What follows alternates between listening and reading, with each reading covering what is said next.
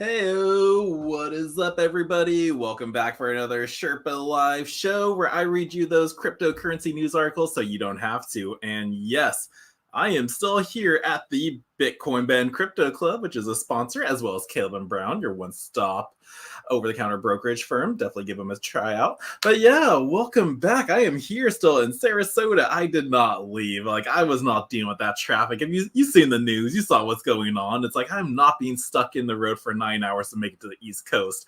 That is what our girl Amanda did. That's here. She drove down there this morning at 11. Got a text from her saying she was made it there on the East Coast by I don't know, 9 hours later. So it's I am so glad I didn't do that. I'm just going to keep it here like I do with a bunch of other people out here. I'm going to hold the fort down, make sure nobody messes with my business. That's right, the Crypto Club is my business, and I am not going to let anyone mess with this building other than the storm itself. But yeah, I got a couple of news articles to cover for you, just a handful of them, not a lot like yesterday.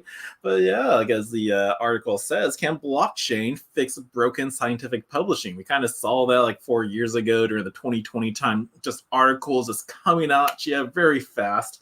But Charles Hoskinson, the creator of Cardano token ADA, believes so with DeSci. So that's going to be our first article we cover. I have a couple of other ones about crypto.com suing a company. Gamers don't want to get involved with Web3 gaming because wallets are hard. What? Doesn't make sense.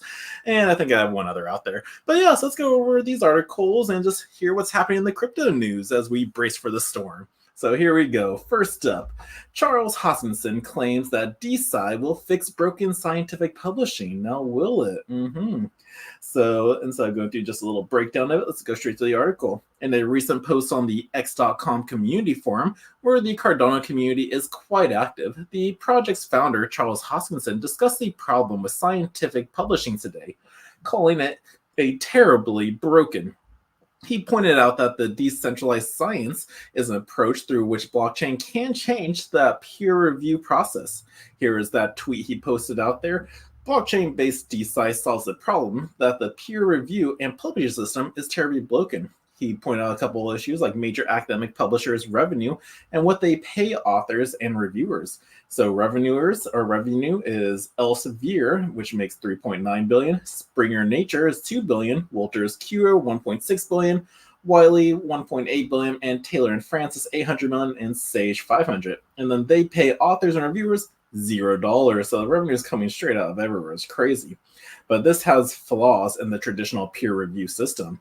Therefore, the idea of a preprints publishing research before peer review has emerged as a partial solution. This enables researchers to effectively pass the information that they have gathered within a short period to users of the information, including the public and other researchers without waiting for it to go through a rigorous review process.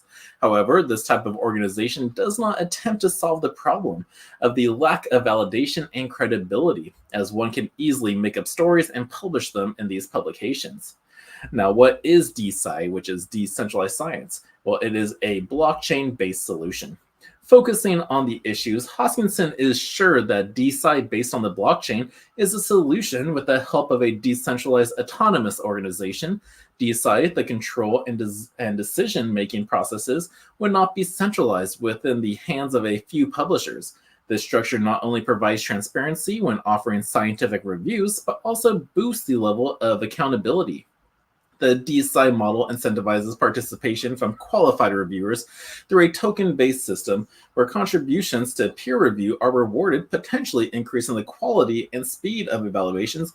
Moreover, the approach could democratize scientific knowledge, making it more accessible by reducing the barriers associated with traditional publishing. So yeah, so basically as we saw in his post, the revenues of the guys publishing his articles are making all the money out there, but authors and reviewers get paid zilch. So by having a decentralized autonomous organization and actually an incentivized reason to actually review these articles before they get posted, definitely would help out a lot. So that was just his little short thoughts on DeSci. But yeah, was there anything else to this article? Yeah, that was a very, very short article. Just a quick little explanation on why he thinks it is. Let's go over the little brief explanation they had earlier. Let's see. Charles Hoskinson says that DeSci's blockchain can fix peer review bias by decentralized control and incentivize reviewers. Preprints speed up research sharing but lack peer review validation, and DeSci offers a transparent blockchain-based solution, and transparency is key. DeSci's DAO model rewards peer reviewers with tokens, boosting scientific accountability and access while reducing costs. So what do you think? Do you believe in Hoskinson? Do you think this can help? I definitely do think so, because yeah, why should the publisher just be pushing through articles, making other people money as well as themselves? So having this work definitely helps everyone. Science gets provided more accurately, and people reviewing all these articles definitely get rewarded too for it. But that was our quick little first article I had for you. What else is going on in the news? Crypto.com sues the SEC. Yes, so not only is the SEC going after people, well, they actually did with the Wells notice, but Crypto.com is suing them after receiving legal threats from the US regulators. Crypto.com filed a suit against the Securities and Exchange Commission after receiving a Wells notice, the company announced on Tuesday. So way to go, Crypto.com. Crypto.com is a centralized exchange out there. A lot of people use it. I personally do not use them because I don't know. I don't like their customer support and how that all works and everything. But also, like, when it comes to sending coins out there, like, if you're not fast at your keys, I've helped out a lot of people move from cryptos off of this exchange out there. But you need to do, like, you got to receive the email or text verification as well as your two-factor authenticator as well. And you have just a short, like, 60-second leeway to input both of those. So it kind of makes it a little bit hard for some people just to push it through. But that is just one of my just little reasons why I just don't like Crypto.com. Like, nothing against them. They are a solid platform and everything. But yeah, let's go through this article and learn a little bit more about them suing them. So the cryptocurrency exchange Crypto.com announced Tuesday that it has filed suit against the United States Securities and Exchange Commission after receiving a notice of impending legal action from the regulator. In a post sharing the news, Crypto.com said that it received a Wells notice from the SEC, or a notice that the agency plans to take legal action over what it believes to be securities violations by the company. Crypto.com is a platform that allows clients to buy and sell cryptocurrencies. It also offers debit cards, which allows clients to spend digital assets and earn rewards, which I do have another article of another company making it easier to spend cryptos too as well, outside of Crypto.com. But the company is well known in part due to big sponsorship deals with the likes of the Ultimate Fighting Championship and Formula One. It also has naming rights for the Los Angeles Lakers NBA arena, Crypto.com Arena, formerly the Staples Center. And I do remember when that changed, because growing up in Southern California, I would go to the Staples Centers all the time, watch a Lakers and Clippers game. And then they made this purchase the last bull run too, when they officially changed it to the Crypto.com Arena. So I was like, oh, crypto's getting really well noticed. So yeah, they are very well known. But there's a couple tweets out there about this from Chris, who I believe is a part of Crypto.com. He was like, this unprecedented action by our companies against our federal agency is warranted response to the SEC's regulation by enforcement regime, which has hurt more than 50 million American crypto holders out there. And to use all regulatory tools available to bring certainty to the industry through proper rulemaking, Crypto.com has also filed a petition with the CFTC and SEC to confirm crypto derivative product categorization. So, Now, our decision to sue the SEC follows our receipt of Wells notice from the commission staff. The Crypto.com post reads that illustrating that the SEC's unauthorized and unjust regulation by enforcement campaign continues despite bipartisan indications. The next administration will take a more constructive and effective approach to advancing crypto in the US, so hopefully we do vote right. Now, it added, while this is an unprecedented move for our company, the filed suit against a federal agency actions by the agency towards our industries have left us no other choice. Crypto.com did not immediately respond to Decrypt's question about it at all. But in the lawsuit, Crypto.com alleged that Wall Street regulator invented the term crypto asset security out of a whole cloth to expand its jurisdiction over the digital asset industry. This term has no foundation in the Securities Act or Exchange Act, it continued, nor does it resemble any financial instrument defined by those laws. Now, the SEC has gone after major crypto companies and brands under its chair, Gary Gensler, who became a head of Watchdog in 2021, and other prominent industry targets have included Coinbase, Ripple, and Uniswap out there, and I've definitely covered those articles when they did send out those well notices. But one of the main reasons the regulator has hit companies in the digital asset space with lawsuits is because it alleges they have sold unregistered securities in the form of crypto tokens. Now, Crypto.com said in its lawsuit that the SEC was threatening legal action against the company in regard to secondary market sales of network tokens on its platform. Now, Crypto.com said in its lawsuit that the SEC was threatening legal action against the company in regard to secondary market sales of network tokens on its platform. The SEC targeted tokens like Solana, Cardano, Binance, Filecoin, Flow, Internet Computer, Cosmos, Algorand, Near, and Dashcoin. It further asked the courts to set aside the rule allowing regulation under the Securities Act and the Exchange Act of crypto asset securities and enjoin the SEC from taking action against Crypto.com. Now, the crypto exchange added that it had filed a petition via its derivatives North America division to the Commodities Future Trading Commission and the SEC to confirm via joint interpretation that some digital assets are regulated by the CFTC in a bid to bring certainty to the industry. Now, the CFTC has confirmed that both Bitcoin and Ethereum are commodities, and Crypto.com argued in its suit that tokens on its platform targeted by the SEC operate just like the two biggest digital coins out there. So we'll see how this lawsuit goes through, and if they're winning it all. So I forgot what really happened with the Uniswap one, the with the Ripple one, not Ripple, the Robinhood and Coinbase, because SEC's been going after so many, especially this whole last year and everything. So is it this is a final ditch effort for Gary Gensler? Because we know if Trump gets in, he said he wants to get rid of Gary Gensler. And I think there was an article that I didn't go over, but was about he would like to appoint one of Robinhood's point sales, not point sales. Somebody from Robinhood. I didn't go over that article. I don't know why I didn't, but no. So is this the last ditch ever for him? It's kind of like the first SEC chair before who started the lawsuit with Ripple, which is finally over. But so let's see. I'll keep you guys posted on how this turns out. But that is Crypto.com suing the SEC for its Wells Notice lawsuit. So let's move on. What else do I have for you? Let's see. Next up, Coinbase news. So now Coinbase users can now send Bitcoin to Taproot addresses. So if you didn't know that, sometimes when you send cryptos to Coinbase, you weren't able to send Bitcoin to an address you provided, whether it was a SegWit address or it had to be a Taproot, because I believe Coinbase may use SegWit. And so now you have the option to be able to send it more easily. So you won't fall for that. You won't run into that issue anymore of going, I'm providing Coinbase with my Bitcoin address. Why is it not going through? Why is it not accepting it? Well, that was part of the main case. So let's go through this article and learn a little bit more. So crypto exchange Coinbase has announced it will now make Bitcoin transactions easier and seamless for users on its platform. Announcing the development on X platform, Coinbase said that users can now send their Bitcoin to Taproot addresses, enhancing their ease of transacting. According to the crypto exchange, the move will create access to more on-chain destinations, which will also align with its ongoing effort to enhance Bitcoin's efficiency and scalability. The integration with Taproot will tackle hiccups in transacting. The integration of these two is expected to broaden options for users and even more private and efficient transactions. The latest development enables users to transfer Bitcoin to Taproot addresses straight from Coinbase. Taproot went live in November of 2021 and is a major network for Bitcoin. It is widely accepted as one of the most critical advancements in the crypto firm's history. Now, this upgrade was made specifically to enhance the security and scalability and efficiency of all Bitcoin transactions. And they were exciting news, guys. We're pleased to announce that Coinbase.com users can now send their Bitcoin to the Taproot addresses, creating and access to more on-chain destinations. Like I said, if you ever had trouble sending Bitcoin, it was probably because of this.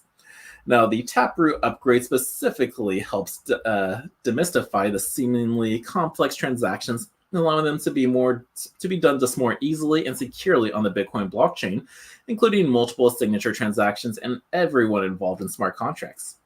Now, Taproot's key innovation reportedly lies behind its use of Schnorr signature, which streamlines transactions verification through combining into one, therefore reducing the amount of data needed to be processed, thus leading to be more efficient and cheaper transactions.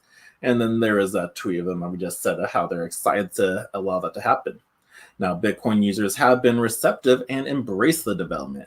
Compared with other changes that have happened on Bitcoin's network, Taproot has been widely accepted by the crypto community because of its ability to enhance the privacy of Bitcoin transactions. Taproot makes multi-signature transactions difficult to separate from the regular transactions on the Bitcoin blockchain. Now, responding to the announcement on X platform, Pups said that thank you for believing in Pups. We're ready for the next update. Other enthusiasts described this as a great news and expressed gratitude to Coinbase for their gesture. And they were just like, good for you, Coinbase. Almost 3 years after Taproot updated, your devs are working really hard. Said he's right. I said that more sarcastic, so that's how I feel these tweets were made about it. But Bitcoin last held a major upgrade in 2017, which resulted in a serious divide within the community. And this subsequently led to the creation of Bitcoin Cash, a separate cryptocurrency out there. Now, the rollout of the Taproot is evidence of the community's consensus around the need for scalable and efficient solutions. The latest feature underlines the rising adoption of Taproot across the broader Bitcoin ecosystem as more wallets and exchanges support this upgrade. So there you go. So if you have any coins on Coinbase and you're trying to get it off, which you really should, never keep your coins on exchange. That's why I usually like using Caleb and Brown, because they never want you to hold on. They never want to hold on to your coins. That's not what they do.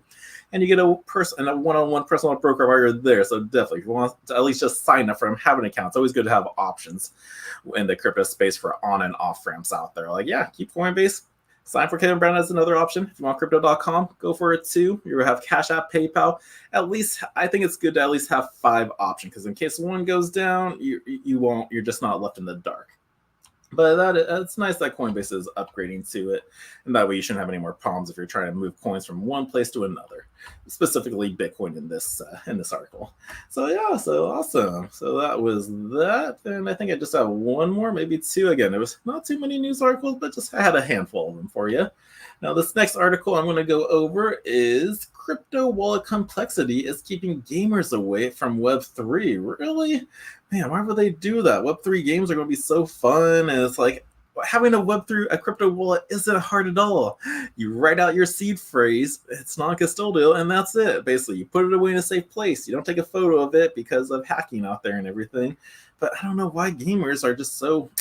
It's always been a big thing in the crypto industry. Like, gamers just really do not like crypto at all. And I guess having a crypto wallet just makes them really not want to be involved with Web3 games.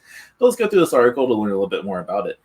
So gamers are staying away from Web3 because dealing with crypto wallets is too much of a hassle. The process is confusing and turning away a lot of potential players.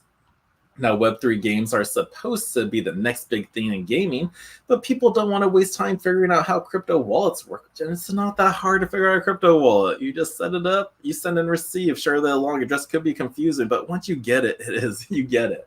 But a recent report titled The Future of Web3 Gaming and Competitive is Global Gaming Reports from 2024, which confirms this. The report surveyed 1,000 gamers globally, and results show that one of the main reasons why players aren't getting into Web3 games is that they just do not understand how to get started in it. Now, 1,000 gamers, that's not a lot for the survey, but over 32% of them said that they have no idea how to start, and 11.42% said using a crypto wallet sounds way too complicated. They have no idea how to start. I got one way to learn how to start. Sign up for the Bitcoin Ben Crypto Club. Like, we have so many educational videos down there, and we provide one-on-one help. So it's not that hard to get involved. We have options out there. But gamers love competition, not complexity. The survey also dug into why gamers play, over 64%, and said that their favorite part of gaming is winning rewards through competition. They enjoy the challenge and the skill it takes to win, not the messy, complicated process of setting up wallets. Now, about 14% of gamers also mentioned that the sense of community is important in their gaming experience, while around 11% said that they are looking for difficult and challenging games. The report also shows that 64.22% of players prefer sports-related games, and 41.49% love competitive ones. People are drawn to games that are easy to learn but hard to master. But right now, Web3 gaming isn't easy to learn. I think a good game would be an example of that, Street Fighter. Very easy to play, not so easy to master, because you gotta know how to time blocks, move the mouse up and down. You need to know how to counter. It's so simple for being a fighting game, but it can also be so complex. And I know my buddy always had so much time he played more than me, and then just always dominated. Whenever he had game matches, it'd always be like 1 in 10 matches I'd win. And so it's like, I just showed how much time he actually put into it, but it does take skill to play some games out there. Now, skill-based wins, not pay to win. One area where Web3 games are winning is in how they make money. The old ways of Web3 gaming had a bad rep for being about mercenary value extraction, where players could just pay to win. But the new wave of Web3 games is all about skill. You win based on your ability, not your wallet. In fact, 57.54% of gamers play Web3 games to make money, with airdrops being a big motivator. Another 42.03% want to earn income, and 32.54% love the competition itself. This makes Web3 games more attractive for those who want to be rewarded for their skill. Now, winning can mean real money, not just in-game currency. The competitive nature is even stronger when players know that they can turn their skill into income. This aligns with what keeps the game developers, or this aligns with just what game developers want. Now, the open network, TON, and a growing Web3 gaming space out there is kind of helping out with this. With over 900 million monthly active users, Telegram offers a huge distribution platform for Web3 games, and TON-based games are already seeing success. For instance, Notcoin, a hyper-casual blockchain game, attracted over 40 million users in a mere week. Its token, Not, launched on Binance and quickly achieved a fully diluted valuation of over $1 billion. Now, another hit in the ecosystem is Hamster Combat, which has drawn over 200 million registered users and more than 30 million daily active users as well. This game is also popular because it doesn't rely on traditional pay-to-win strategies. There's no in-game advantage for spending money, only skill-based rewards. Now, the success of these games points to a trend that could redefine competitive gaming, but they're also simplified crypto wallet integration for users. That's the secret sauce out there. Telegram is the biggest Web3 app right now, easily onboarding 100 millions and real users with its built-in wallet. And this automatic setup makes everything seamless, and users don't even realize that they're dealing with crypto, which is great. Blockchain adoption should be in the background, not a hurdle, and I fully agree with that. And there is so many other gaming tokens out there for Web3. I know Sui is diving into that. What was the other one? I had the coin, but then I got rid of it. I think Beam's a gaming token. Was that Sui? That wasn't Sui. It was another one. It started with a C. I can't remember. But there's tons of options out there for us. But no, yeah, like to play for Web3 games, like just being involved with crypto shouldn't be a hurdle out there. But yeah, again, if these gamers want to learn, again, sign up for the crypto club. It makes it super simple. But that is our crypto wallet complexity keeping gamers away news for you. Now, one more article in the space right now. Let's see. And this one is a new way to pay using crypto. People are always saying, like, well, especially newbies who come in here, it's like, well, what can I do with crypto? Can you use it in the real world? Yeah, you can spend it like any Visa card, debit card, even in the traditional way. There's many like third-party platforms out there, or payment providers out there that do it. And this company right here is one of them. Alchemy Pay launches Samsung Pay integration for crypto payments. Now, let me close out this really fast so I don't like these pop-up ads. Alchemy Pay, a crypto payment provider, now allows users to spend their crypto holdings at millions of locations using Samsung Pay. So, very cool.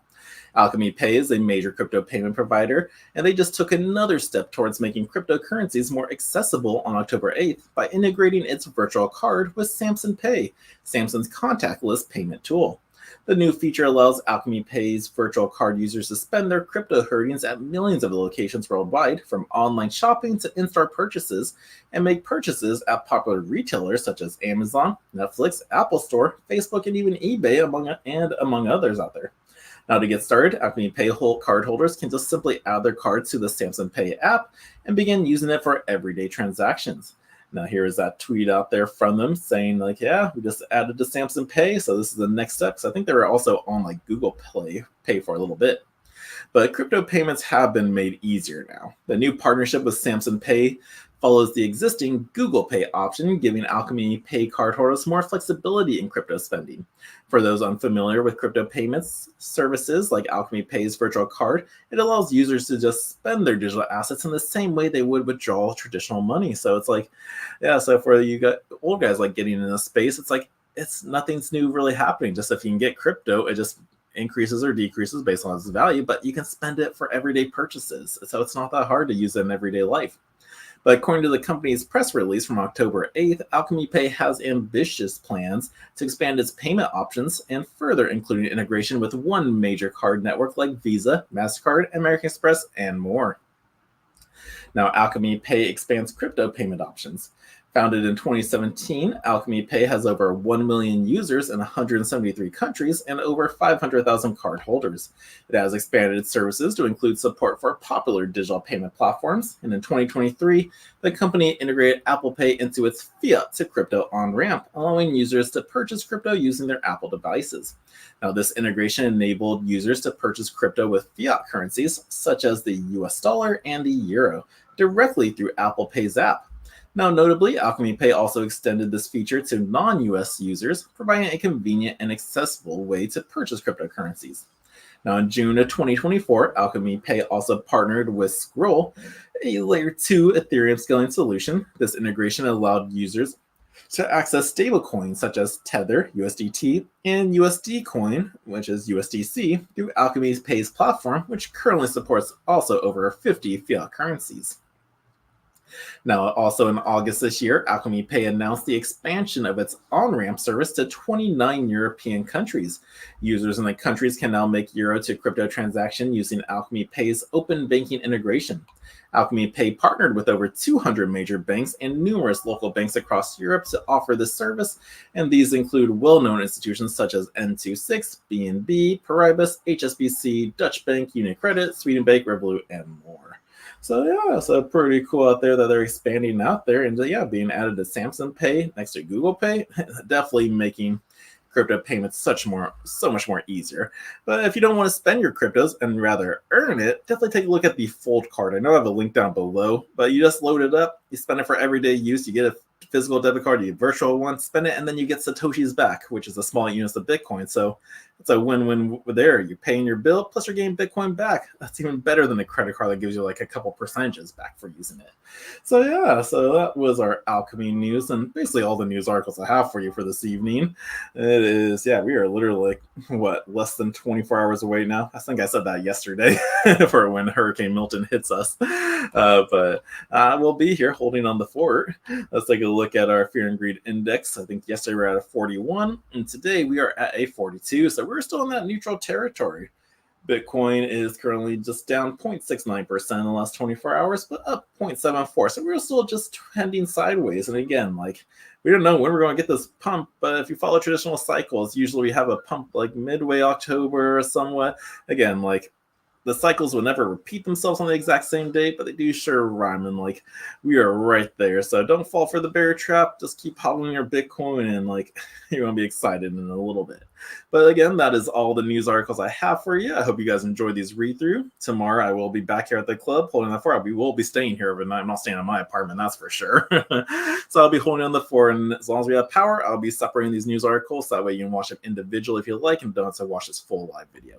So again, I hope you guys have a fantastic, awesome night. If you're in Florida, stay safe. If you're driving, just be safe at night driving. Don't fall asleep behind the wheel.